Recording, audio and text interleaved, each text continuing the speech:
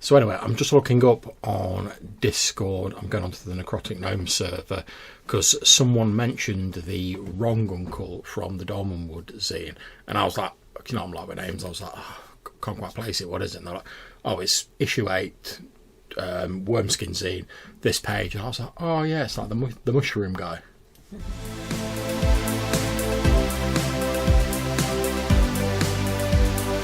Okay, so welcome back to the RDD RPG podcast. I'm John. I'm joined by my lovely wife Hannah, and we're going to be looking at another monster today. And unlike previously where we chose it at random, this time we're looking at a specific monster, and that's because I was having a chat on the Necrotic Gnome Discord the other day, and someone going by the handle Philwin mentioned a creature called Wronguncle.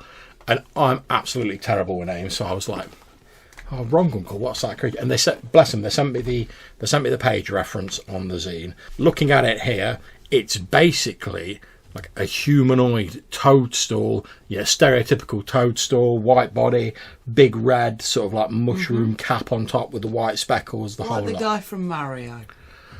Yeah, exactly, like Toad out of Mario, yeah. And basically, what it says in here, obviously these are sort of OSR D&D stats. What it says in here is a humanoid toadstool with white bodies and red and white speckled caps. Their spores take root in the corpses of mortals laying in the vicinity of a ley line. The otherworldly energy of the ley line triggers a rapid growth of the fungus and imprints primitive sentience, but they actually absorb some of the deceased person's memories that the spores take root in. So how big are they? Okay, so they seem to be human size from the look of it. Yeah. So are they actually growing around the body? No, they grow out of the body, like the spores grow out of them. But basically, because they absorb some of the sentience of the person they've grown out of, when they're full grown, they take on a sort of weird sort of resemblance to the person whose corpse they grew in. Sort of like the same actor in different makeup. Yeah, exactly, yeah. but a mushroom. And it says, a yearning for home compels these toadstools to wander, getting basic travelling gear and seeking companionship of other travels. However, it does take a sinister turn, because obviously we're in an OSR game. If a Wronguncle succeeds in finding its way back home, it is compelled to murder its former loved ones, presumably because it realises it's not actually the person. This last tragic deed accomplished, the toadstool explodes in a cloud of spores that drift along on the winds until they settle on a new host. And there's presumably the loved ones that you've just killed. Yeah, but obviously they only detect root if they're in the vicinity of a ley line. But one of the things I like here is it's got a little random chart where you can roll to see where in the sort of Dolmenwood, the person it originally grew from came from, so where it's trying to get back to, which I think is pretty cool. And there's also a couple of other monster men in this issue called Pook Moral, and these are tiny humanoid mushrooms looking like morel mushrooms. And the artwork is really cool. It's tasteful, isn't it? And they lie in wait to accost passers-by. They can project psychic horrors, causing victims to drop their possessions and run away. And they basically rob whatever people drop. So they're almost like a mischievous sort of fae type thing, but obviously like a mushroom man. Now, I've spoke before about the fact that many OSR creators, myself included, seem to be a little bit mushroom mad. Mushrooms are everywhere in OSR. You can't pick up a book without finding mushrooms in there. In my Behind the Walls that I wrote for the Midlands, that was published by Glyn Seal of Monkey Blood Design, I even put a drop chart of mushrooms on the back, because we love those mushrooms. And I've also got the Fungi of the Far Realms book, which I'll talk about a bit more in a minute. But the iconic, I think it's fair to say the iconic sort of mushroom man in D&D is the Myconid. Okay, love, so what does the AD&D 2nd edition monster manual have to say about the Myconids? So, they're pretty much as we've already said, people with, fungus people, mushroom men. Yeah. Look a bit like Toad. The one in the drawing has quite a wide, flat-topped mushroom. It looks quite cool. It might be nice to make an arrangement of a load of these different mushroom men, because they just look cool. They just look cool standing next to each other. I've got to say, I prefer the artwork in the AD&D Monster Manual to the artwork in the 5th edition Monster Manual. Yeah, the 5th edition ones are probably my least favourite of these drawings so far. Yeah, it's just like, don't get me wrong. It's a really cool drawing. It just doesn't feel like a monster manual drawing to me. I mean, don't get me wrong. It's a nice full-page spread, but like the fact is, a mushroom man is like a bit of a ridiculous thing. So don't be trying to make it all sort of like dark and edgy and sort of like whatever. Yeah, they do kind of look more coral than mushroom to me. Yeah, whereas the one in the... There's a definite sort of Pirates of the Caribbean flavour to that. Yeah, got a bit of like a... It's like You know, the crew on board of Davy Jones's ship, That's you know, where the one, they're yeah. also getting coral on them or whatever. But I far prefer the AD&D when it's just a big, like, sort of central column with, like, eyes, 2 feet and arms on them, and like this massive mushroom going from the top of his noggin. But as the GM, you can describe them however you like. Yeah, exactly. And so, they're pacifists, and they do all this like weird conversation through spores thing. That it spends like half a page explaining. Yeah, because they can release different spores, can't they? Have different effects on people. Now, I noticed in the 5th edition book, it goes into a bit of detail about them basically having, what does it say, circles and melds. Yeah. And it's sort of alluded to in the 2nd edition book, but maybe I've skipped over the bit where it's more specific. I don't recall seeing anything more specific in there. But obviously this is very like the Great Tree in Avatar, where everybody's like communing with all of the group. They're all like in this shared consciousness and like dream space, aren't they? Although you mentioned their spores and that, I do notice in 5th edition they've only got, as an ability, they've only got rapport spores, unless there's something on the other page. I think. Right, there's different varieties. In 2nd ed, I think you've only got one kind, and you can like do all these different kinds of spores. Whereas in 5th ed, you've got several different like growth stages. It's not like that, because if you look at the XP value, there's different hit dice versions. And if you look at the spore, it says this is gained at the 3 hit dice level. Okay, that's just me not being used to.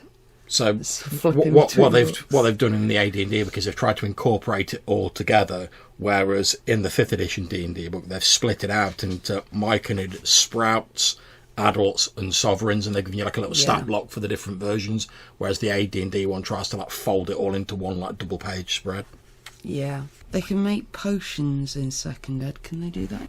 So the Myconid King, which is I presume the AD&D version of the Myconid Sovereign, can brew magic potions from fungi, and there's potions of fungus growth, fungus healing, hallucination, anointment, basically making another king. I'm just going to have a look at the Myconid Sovereigns here. Right, the Myconid Sovereign doesn't seem to have any ability to make potions in 5th edition. However, it does have obviously more of these spore abilities. In terms of 5th edition, the Myconid Sprout can issue rapport spores, where it can basically cause people to like respond well to it, and it can communicate telepathically. That can do rapport in the 2nd ed book as well. Okay, the Myconid adults in 5th edition can do rapport spores and pacifying spores, which stun people. There's one that can do that. Okay, and the Myconid Sovereign can do both of those. Also hallucination spores, which does what it says on the tin, and animating spores, where they can cause corpses and stuff like that to rise as these spore servants, these sort of plant-based undead that they can use as servants. These can do that as well. Okay, so it looks like they've pretty much taken the sort of spore abilities and just like adapted them a little bit from AD&D for 5th edition. So it's closer than a lot of the other ones that we've looked at. Yeah. And similar amount of text devoted to it as well. Yeah, I mean, this has got In a fact, full page picture in 5th edition and 2 pages of text. Just this once, I'm going to say that I think the 5th ed have got the layout better as well. Yeah, I'd go with that. It's only a lot simpler just looking at it. I still prefer the 2nd ed artwork. Yeah, the 2nd ed artwork's better, but yeah, I think you're right, love. Just looking at the 5th edition version, it's far easier just to see, this is how it breaks down.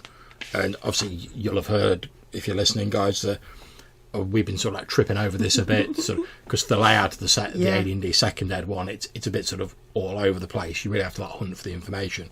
Whereas the 5th ed Myconids, it's all nicely laid out for you.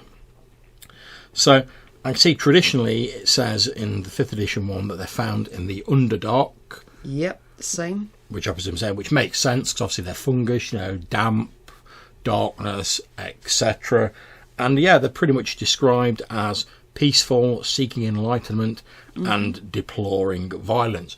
Which is, I wonder if that's why them, aside from like them being ridiculous mushroom men, I wonder if that's why they don't tend to be used a great deal in AD&D, because obviously, and D&D, because obviously you tend to be sort of fighting monsters and stuff like that, whereas I can think of a number of different ways you could make a peaceful colony of telepathic mushroom people like really interesting, but perhaps it's not quite so obvious. See, I think the reason we've not encountered them often in D&D is because we tend to be the kind of group, like in the kind of groups that don't leave things alone.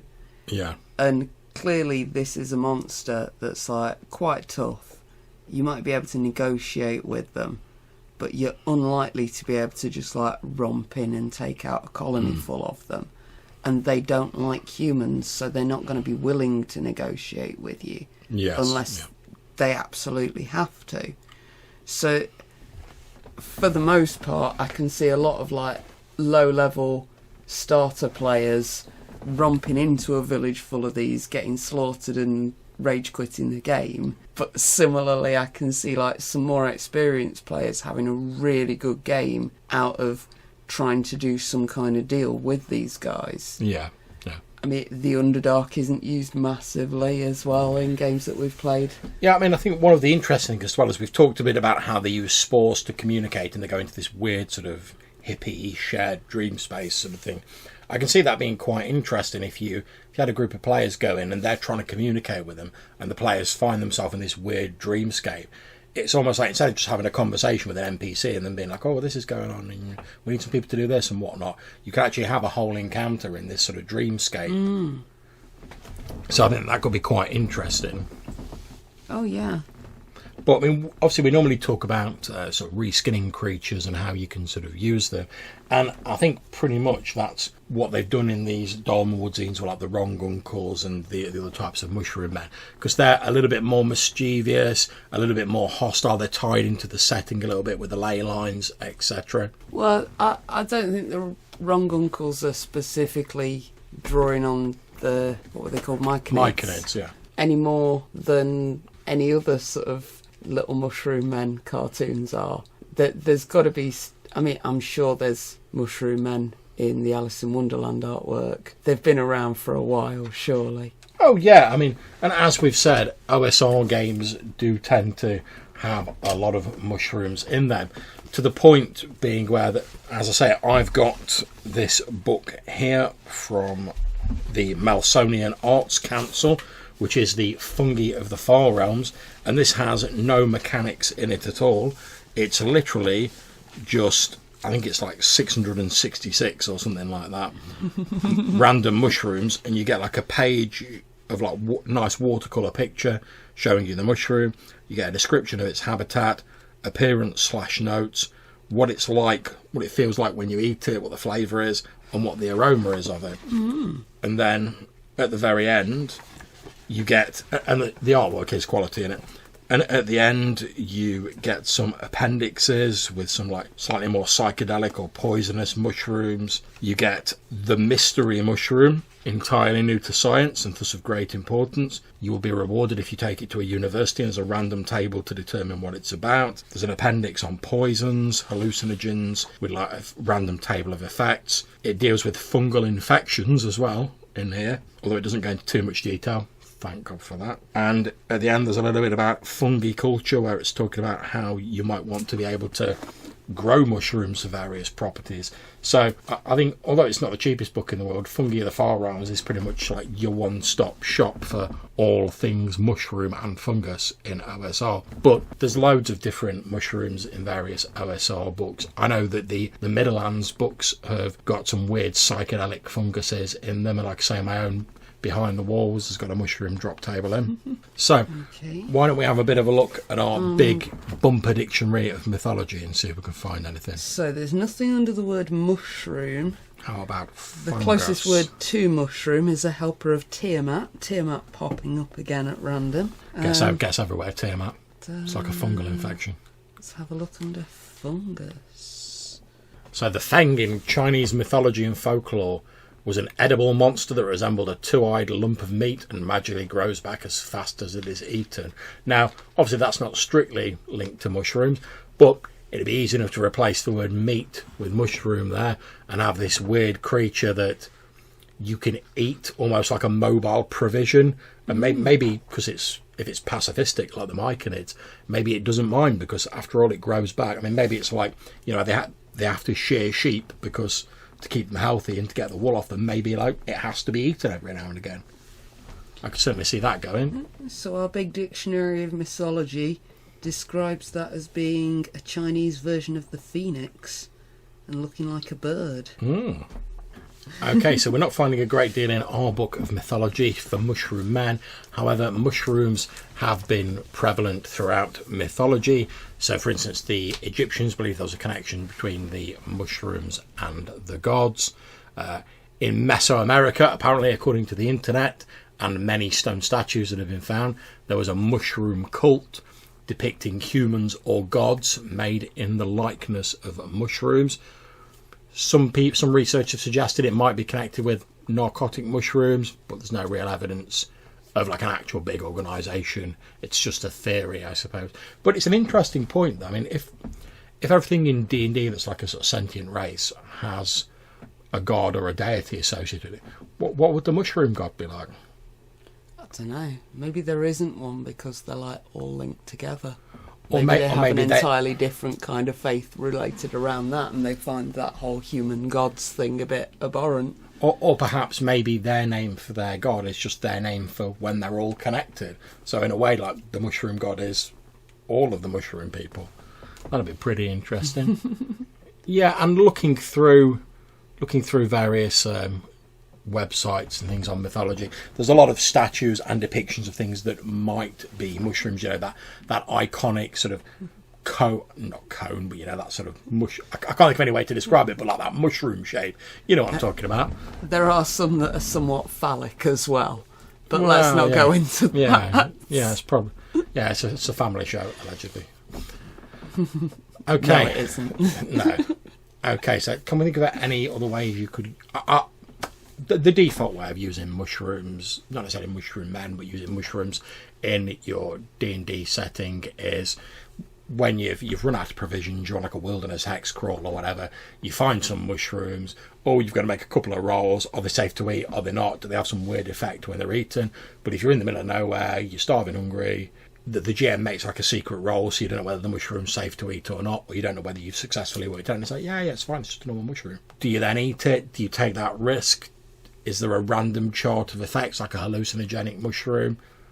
So, and that's definitely one sort of stock way of using them. They make for very cool scenery, even if they're not intelligent running around mushrooms. Yeah, that's true. Underdark scenery is not just caves. That's very true. I mean, even the like rubbishy mushroom island in Minecraft looks quite cool when you're running around it and the light's just right. Yeah, I mean, I suppose as well, because obviously in the Underdark there's not many of your traditional plants, so it's all like mosses and like big mushrooms, isn't it? I mean, think of that bit there's a bit in Journey to the Centre of the Earth, because obviously all the plant life's massive and like primordial, like when they travel under the earth, and there's a bit where there's like a giant forest of mushrooms. I mean, I can remember sort of like back in the day playing like an old text adventure game based on it, and like when you go into that area, like a big picture of this like, obviously crudely drawn, because we're talking like back in the day when computers were like basically calculators with like a bigger screen, but 24-bit colour. Yeah, 24. I think it was 64-bit, but I might be wrong. But you get this big picture of like all these sort of stereotypical like big mushrooms, like a forest, and that, I remember thinking that was really cool when I was young, because it's enough like a normal forest that you know what it is. But obviously it looks different because we're used to seeing trees. And mushrooms have got this sort of like weird thing about them where they're not really plants, but they're also not really animals. They have like sort of characteristics of both sort of jammed together. Yeah. Another thing, obviously, when it comes to mushrooms is they tend to grow on decaying matter, so like logs, corpses, things like that. And we've We've looked a bit about that in the Myconids. They have these spores they can put onto like corpses. They can raise them up as servants. Now, obviously, that could bring them into conflict with players because the Myconids, as far as they're concerned, it's just a lump of inert meat and they're just putting it to use. They're recycling, effectively. They're like nature's recyclers. Whereas, obviously, if you're the poor, like, player party, we've just lost a friend because he died, like, fighting something in the Underdark, and also these mushroom men come along and go like, we'll be having that body. Thanks very much. You're not going to be too keen about it. And while the Myconids are described as peaceful, presumably if they're attacked or they're in a hostile way, they're going to respond to that. And it could be quite an interesting adventure if, like, you lose one of your player characters, and these Myconids are like, we'll be taking that body now. The player characters go to try and stop them. They lay some like hallucinogenic spore whammy down on you just to distract you long enough for them to go, thanks for this body, and like head off. Then you've maybe got an adventure. Do you risk potential future danger to recover the body of someone who's already dead? You know, because there's resurrection and reincarnation and stuff like that. Maybe you want to take them back to a temple or bury them. Spoiler for later in the week. Spoilers! The whole languages thing comes in, because maybe you get a bit of a language barrier problem, and you think that the mushroom men are saying, we'll go and resurrect your friend for you. Yeah. And in a way, that's what they're doing. Yeah, I was going to say, what if they are saying we're going to resurrect your friend, but it's not the sort of resurrection you're after? It's not what you were expecting. Oh yeah, here we go. We've resurrected him. Look, he's walking about. Oh yeah, but he's like a mindless mushroom slave. That's not really what we're after. Thanks, Myconids. Oh well, that's what we've done. Sorry about that. So I mean, yeah. I think there's a lot of potential. I mean, even with the Dolmenwood ones that can be a bit more trickstery or a bit more hostile, I think there's a lot of potential for having encounters where there's misunderstandings. There's difficulties relating on a social level because the mushroom men, they're quite alien, even in the way they're portrayed sort of in early D&D. Whereas we know a lot of monsters, like certainly like humanoid monsters, they're pretty much like, I'm a human, but I've got green skin, or I've got pointy ears, or I'm a bit shorter, and I like gold, or whatever. Whereas the Myconids, genuinely, because they communicate in a different way, they think in a different way, they've got this weird sort of gestalt intelligence. They do seem like a very different, very alien creature, but not one that's particularly hostile immediately. So they seem almost designed to work for these social encounters and sort of trying to work them out and trying to figure out how to communicate with them and stuff like that, which I think is pretty cool, to be honest. And then, let's face it, it's going to make a nice change from like slaughtering orcs in like a 10x10 room and stealing their treasure. So that's it. Okay, so that's our episode about the Myconids, mushroom people in general, and that most beloved subject of the OSR, fungus. We hope you've enjoyed this episode. If you want to get in touch with us, you can leave us a voicemail on SpeakPipe, or you can send us an email. The address is rddrpgpodcast@gmail.com. We really do enjoy listening and answering your comments. We hope you've enjoyed the episode, and we'll see you next time. Until we do, stay safe and keep gaming.